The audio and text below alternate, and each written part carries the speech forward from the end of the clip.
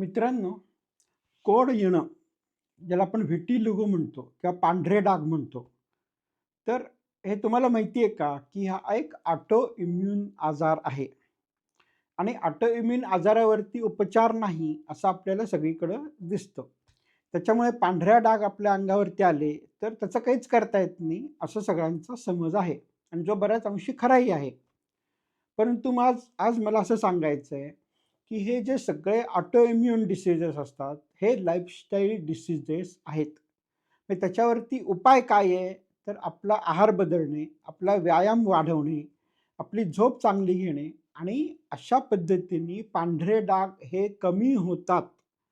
आणि जर तुम्हाला पाहिजे असेल, तर मी 3 महिने माझी ट्रीटमेंट देतो, एकही पैसा न घेता. जेव्हा तुमचा विश्वास बसेल, जेव्हा तुमचे पांढरे डाग कमी होतील, त्याच्यानंतर तुम्ही पैसे देता. त्याच्यामुळे यात तुम्हाला कुठल्याही प्रकारची रिस्क नाही आहे. मी कुठल्याही प्रकारची ब्रँडेड औषधं देत नाही. तुम्हाला मी कुठल्याही प्रकारची प्रोटीन, सप्लिमेंट, पावडर, मलम काहीही देत नाही.